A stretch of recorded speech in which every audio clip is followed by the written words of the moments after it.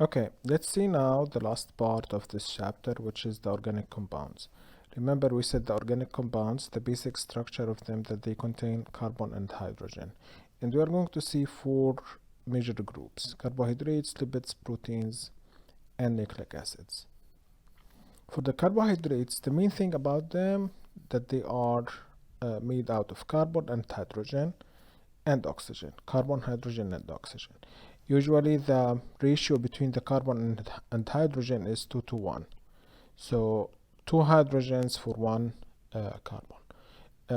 In many cases also, no, mostly, let's just stick to the hydrogen and carbon. It's like 2 to 1. Okay. Now, the main function about the carbohydrates is that they provide energy. This is the major energy source in our body. Basically, we're talking about sugars. Okay, so this is the major energy source of our body. Our brain only deals with sugar or eats sugar. Okay, we have three classes of carbohydrates: monosaccharides, disaccharides, and polysaccharides. And to understand them, let's see the monosaccharides. Basically, these are monomers of carbohydrates. These are, think of them, the simplest form of sugar. Okay, the simplest form of sugar, monomer of carbohydrates. In general, monomer is the simplest form. Okay, let's put it in a different color. When we are saying monomer, it's the simplest form of a structure. Now, when we are saying monosaccharides, these are the monomers of the carbohydrates. These are the simplest form of sugar. Now, there are several forms of them. What we are concerned about is two forms: the hexose sugars, that these contain 6 carbon atoms, mainly the glucose. This is the blood sugar. There is also the fructose. This is fruit sugar. And there is the galactose, which is one of the components. Later it will get into the starch. Okay. Then there is the pentose sugar. Pentose sugars, they have 5 carbons. And the main two sugars we're going to see is the ribose and the deoxyribose. Okay, so for the glucose, this is the glucose. You need to know its form also: C6H12O6. O6. This is the only sugar form I want you to know. Okay, and of course, don't bother with the chemical structures. Just understand that this is the glucose, C6H12O6. Okay. And of course, you need to know that this is a glucose. Another example of a simple sugar or hexose sugars is the fructose and galactose. Now, let's see the ribose and the deoxyribose. Basically, both sugars have 5 carbons. We will see them later in the DNA and RNA. But anyway, the difference would be here in this position. See, here it has oxygen, this oxygen, whereas here it misses this oxygen. That's why it's deoxy. So the oxygen is gone. That's the only difference between them. But based on this difference, structural difference, there are significant differences later in DNA and RNA. But anyway, for now, these are examples of monomers. And as we said, these are the building blocks for the saccharides. All of them are monosaccharides. Now, if two monomers came together, they will form disaccharides. Two monomers coming together, or two monosaccharides coming together. So, for example, glucose will form sucrose. Sucrose is the disaccharides because it's two form.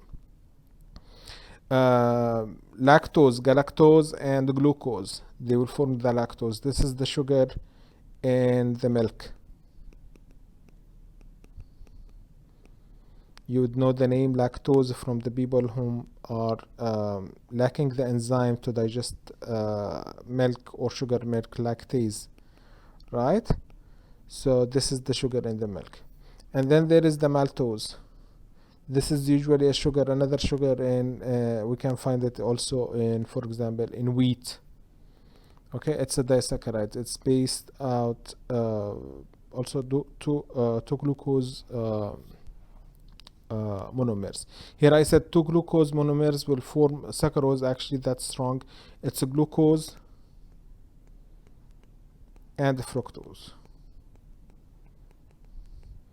But two glucose monomers will form the maltose. Anyway, I don't want you to know the basic components of these. Just understand sucrose, lactose, and maltose are disaccharides. Now, disaccharides and monosaccharides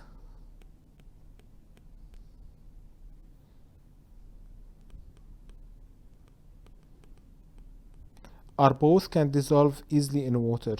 So if you take disaccharides or monosaccharide, put them in water, they will easily dissolve. Why we are saying this? Because polysaccharides do not dissolve in water. These are do not dissolve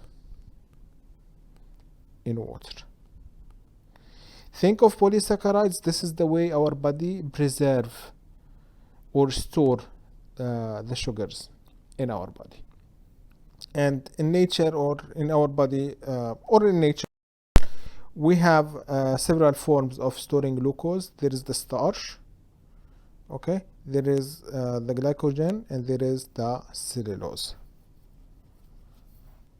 Starch we can find in plants, glycogen in animal and human, and cellulose again in plants. So these are large structures of monomers. Could be hundreds of thousands of monomers came together to store a glucose, and as we said, to prevent it actually from being consumed or dissolved in water. Okay, that's what I want you to know about these. The second group is lipids. Lipids mainly are made out of hydrocarbons. Mainly it's carbon and hydrogen. Okay, usually it's carbon and hydrogen. Sometimes they will contain oxygen, sometimes they will contain phosphor, but all of them are hydrophobic, which means they don't dissolve in water. Now something like comparing to the polysaccharides, they don't dissolve in water not because they are hydrophobic, no, just because they are big.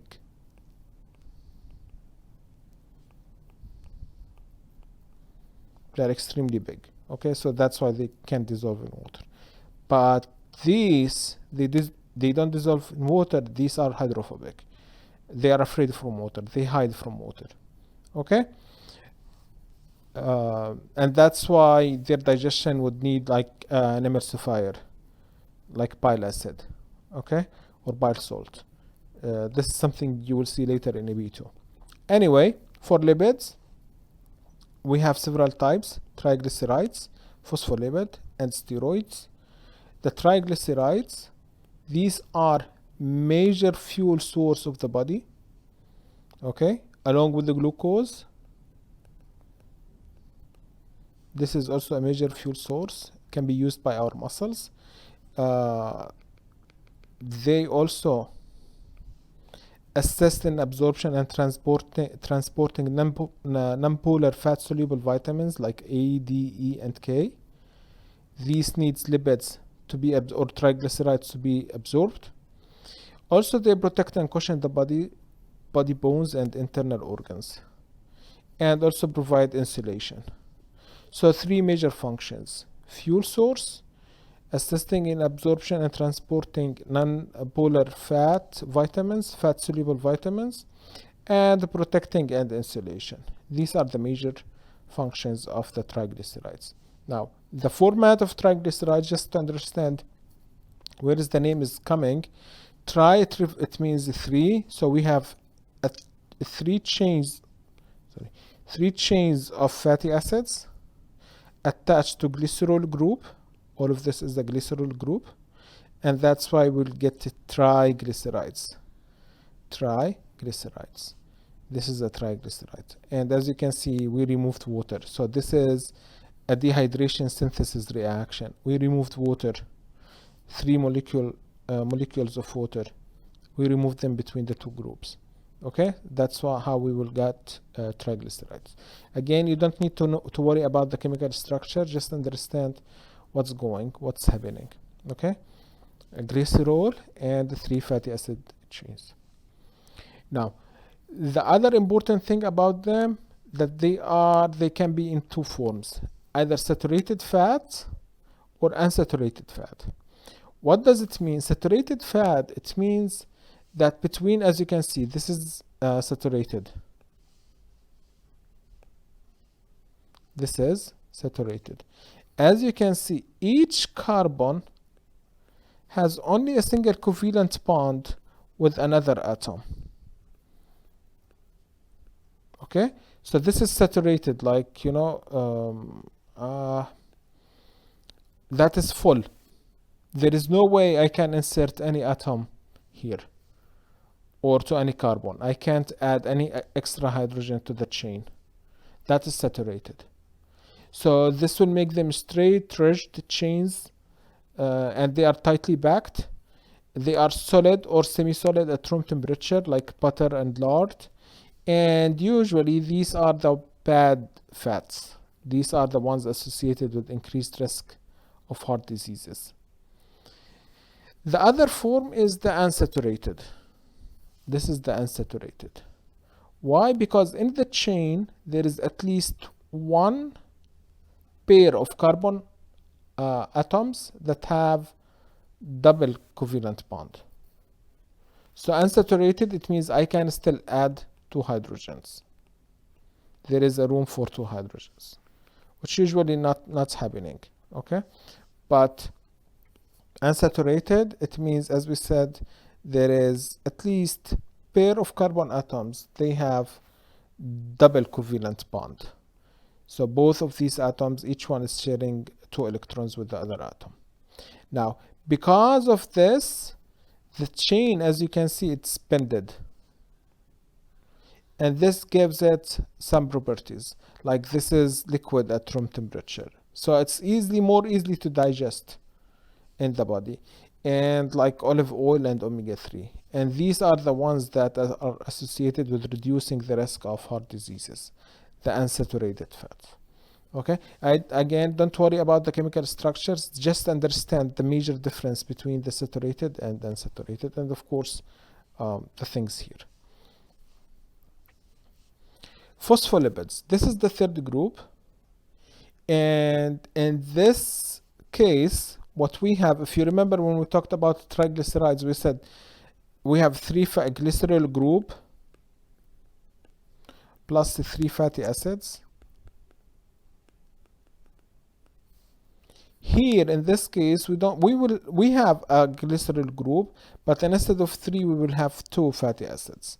So this is the glycerol group, this is 2 fatty acids, and to them we will add phosphorus containing group or a phosphate group. That's why it's phospholipids. So the phosphorus coming from this name. So we will have a phosphor group, glycerol in the middle, and 2 chains of fatty acid. One of them is saturated, the other one is unsaturated, and that's why it's bending. Now, what does this mean? It means that we have 2 ends of this compound. This phosphorus group is polar, so this is hydrophilic, it likes water, and this end is hydrophobic. So it hates water. Usually this is called the tail, and this is called the head. Why this is significant? Because this is the basic component of the cell membrane. This is the basic component of our cell membranes. So our cell membrane, basically, we will see it in chapter 3, is a chain of these phospholipids. It's double bilayer membrane. No, my drawing is not so accurate, but this is how we will see it later. Okay, so this is the phospholipids. So the major function of phospholipids, they are important in cell membrane structure. Steroids, this is a big group of lipids. The backbone of them, or the main structure of them, is cholesterol. Cholesterol is important in bile acids that will help emulsify fats. It's a building block of many hormones, and also it's found in cell membrane. It gives the cell membrane some rigidity. It makes it more like solid, okay, and peer pressure. So these are three major functions of cholesterol. Important component of bile acids, building blocks of hormones, and important in cell membrane. And that's it. Now, the other group is the proteins. Proteins are made out of amino acids linked together by peptide bond. So the monomer of proteins are the amino acids. So we will have chains of amino acids linked together by peptide bond, which is a type of covalent bond. Now, proteins are extremely critical and important in all tissues and organs. Technically, you can say everything done by a human body or human cells is done by protein. Important, for example, in our breathing, in our reactions, in our muscle contractions, our color eye, our skin color, our eye color, our skin color, our hair color. All of these are different variations of proteins, structures in our body, enzymes in our body.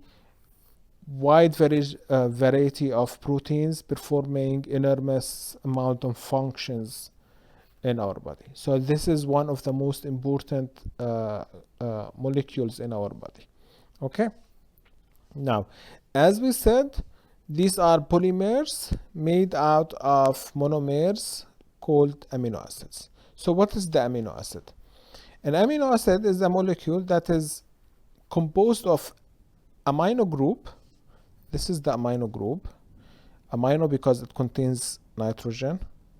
Okay. And a carboxyl group. This is the carboxyl group. It's carbon with with one oxygen and one hydroxyl group. It's like COOH, something like this. And here we will have NH2, H2N, okay. And those are attached to something called carbon alpha or alpha carbon. This is the central carbon in the amino acid. This central carbon is attached to a hydrogen always and to a side chain called R. We will like put a symbol to it. It's R. So all of the amino acids are made out of this basic structure. There is carboxyl group, alpha carbon connected to a hydrogen, and there is amino group. The differences would be in the R chain. And this R chain could be another hydrogen, could be a carbon, could be a chain of carbohydrates, and so on. Could be something contains sulfate, something contains phosphorus, something could contain nitrogens. We have 20 different amino acids. The differences of them would be in this R. Okay? But the basic structure is this. This is the basic structure of the amino acid. Now, how do we join amino acids together? Simply by dehydration synthesis reaction. dehydration synthesis reaction. This is how proteins are made, by dehydration synthesis. This is amino acid 1, this is amino acid 2. We are taking hydrogen water out, we are taking water molecule out, and we will form a peptide bond between the carbon of the carboxyl with the nitrogen of the amino group, and this will form a chain of 2 peptides. If I want to add another amino acids,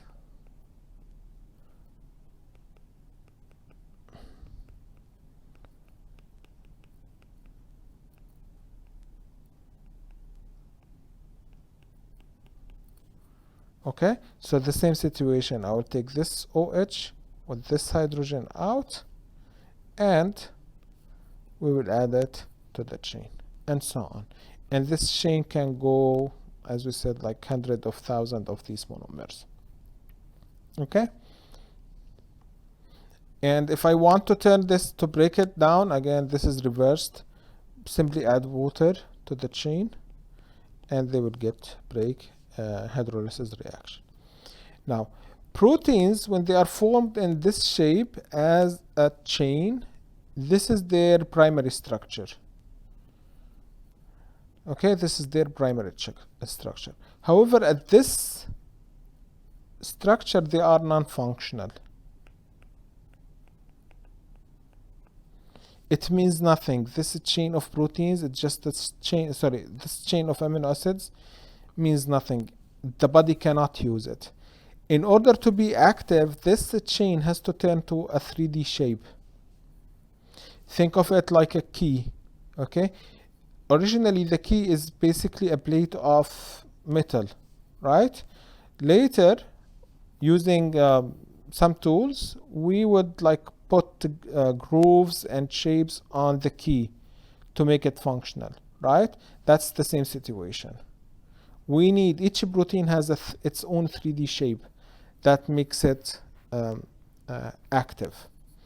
So how do we convert this primary shape or primary structure into a 3D shape? It comes in sequences, in several steps.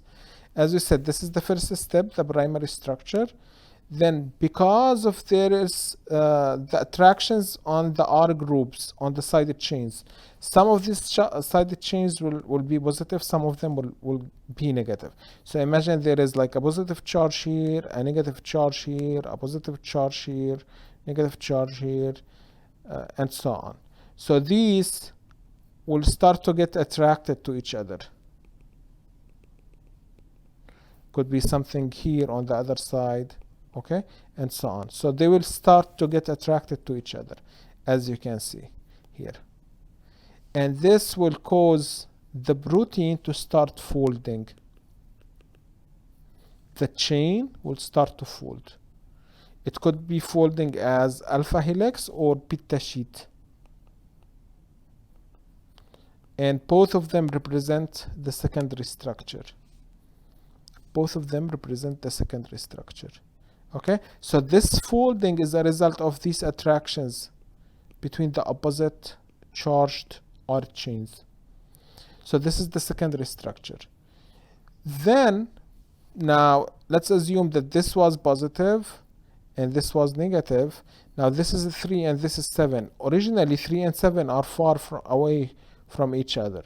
But because of this folding, they are getting closer to each other. Oh. They are getting closer to each other. So we'll have additional attraction between these amino acids. And this would cause the protein to even fold further into something called tertiary structure. Tertiary structure. Basically, this is the 3D shape. Now, some proteins are functional at the tertiary structure, and they are done. Other proteins, no, they need additional structures or subunits to be added, like hemoglobin, for example. Hemoglobin is 4 of these tertiary structures. So it's a quaternary structure. Okay, but some proteins are fine with their tertiary structure. Okay, so the basic idea is how we transformed from a chain of amino acids into this form or this form through these attractions on the amino acids. Now, because of the nature of the protein and because of this nature of these attractions, heat, changes in pH, other substances can change the 3D shape of the protein.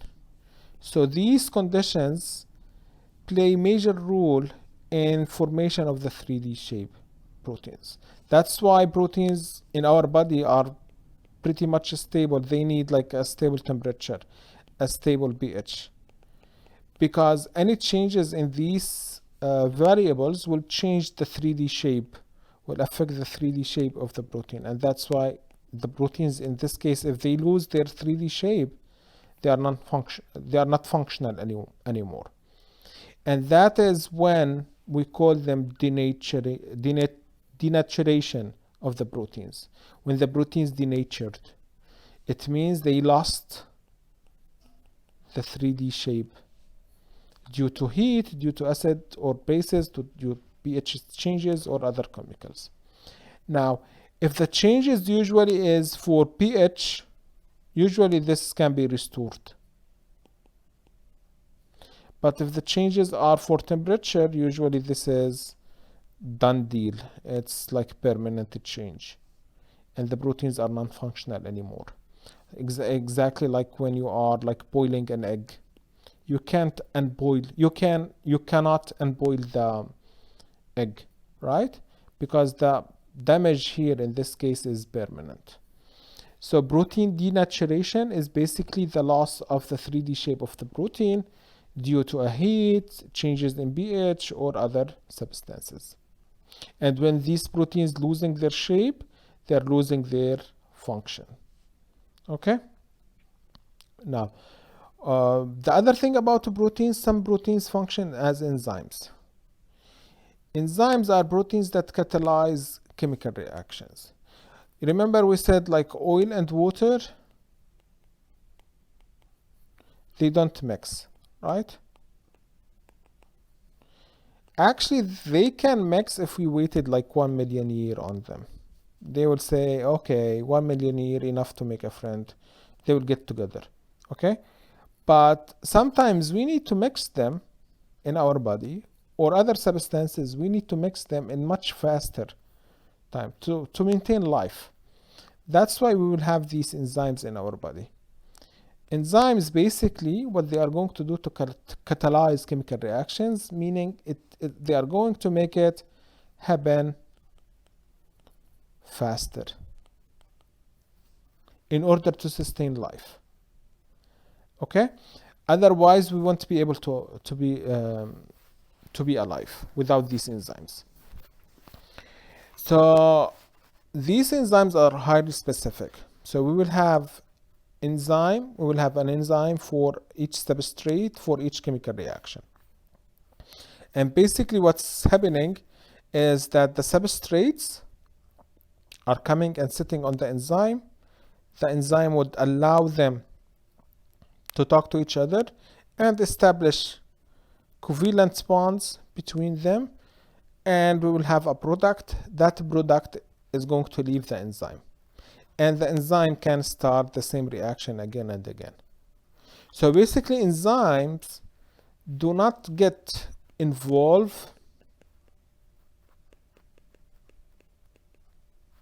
in chemical reactions.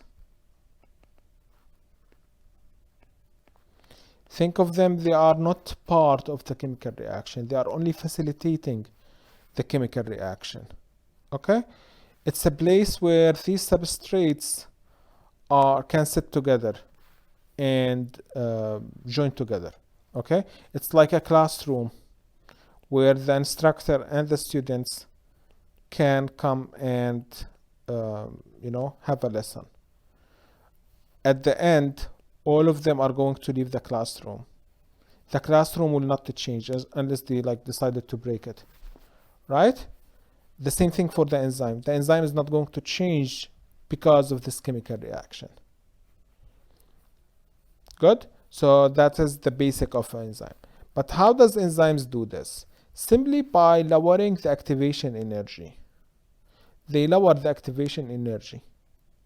So say for example that if I need like to spend like say for example like 100 calories to do a certain job with the machine, I would spend only like 20 calories. This is exactly how enzymes are working. Without enzyme, this reactant to turn into product, we need all of this energy. But with enzyme, we need far less energy to convert it to product. Think of them, as I said, like it's like a machine that would will make the reaction happen faster. So they increase the speed of the chemical reactions. Otherwise, life could not be sustained without enzymes. Okay, because some of these chemical reactions in our body, they will take like really long time before we can before they can like happen on their own. Okay, the last few things about this chapter are the nucleotides. The nucleotides are basically 3 subunits came together. Okay, there is one or more phosphate group. This is the phosphate group. There is the pentose sugar. This is the pentose sugar. This is the pentose sugar. Could be deoxyribose, the one without oxygen and the one with oxygen. And there is a nitrogen base, one of 5 nitrogen bases. So we need 1, 2, either 1, and 3, either one of these or either one of these, and the phosphate group to form a nucleotide. This is a nucleotide. Why they are important? Because these are the building blocks of the nucleic acids, DNA or RNA. Also, they are important because they are the energy molecule, the ATP, which we will see. Okay, so these are the places where we are going to see nucleotides, DNA, RNA, and the energy molecule. For the nucleic acids, we have 2 forms, DNA and RNA. Okay, ribose in RNA, deoxyribose in DNA. The difference, as we talked earlier, is this oxygen. And because of this difference, because of the lack of this, because of the lack of this oxygen in the DNA can form double helix. 2 strands of nucleotides can come and form the double helix structure. Basically, these nitrogen bases, the adenine, guanine, cytosine, or thymine, can line and connect to each other along these strands. Okay, whereas the sugar and the phosphate will form the backbone of this strand. The formation between these nitrogen bases, that A is always going to pair with T, C is always going to pair with G. A always with T, C is always going to pair with G. We will see them more in chapter 3. Okay? Now, DNA is strictly located in the cell nucleus, and it's carrying the genetic information.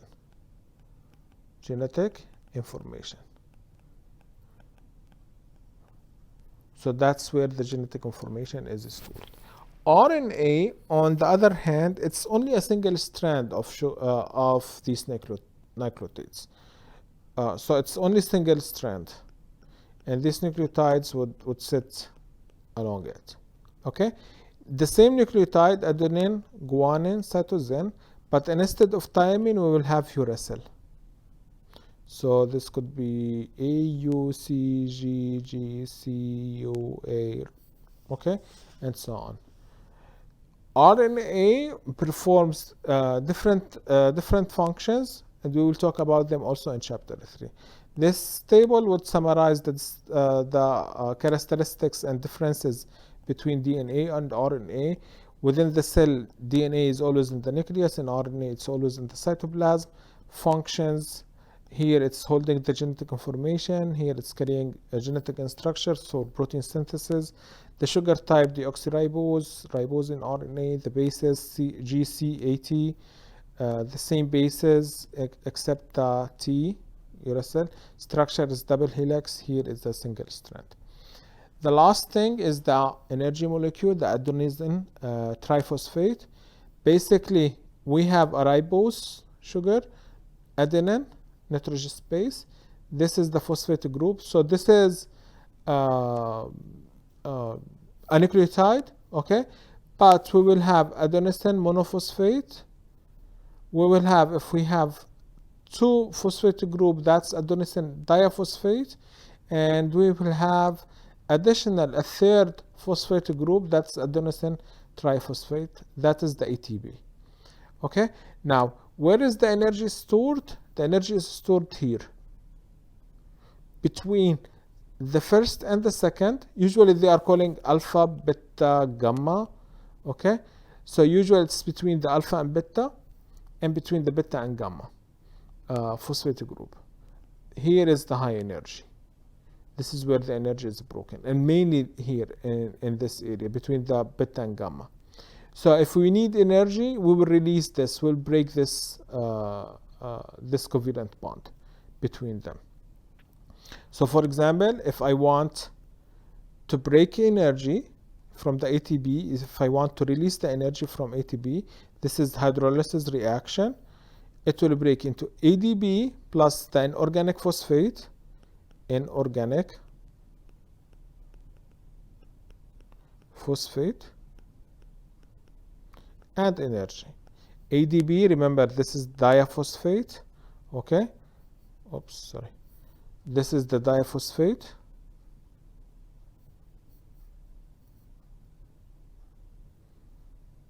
Right? And here, I'm not sure what's happening. Here, that's what we are getting when we are breaking the ATP with hydrolysis reaction, and this would release the energy. The energy is going to be used in chemical reactions, right? Now, if there is extra energy, chemical reactions like muscles contractions or transportations or other chemical reactions.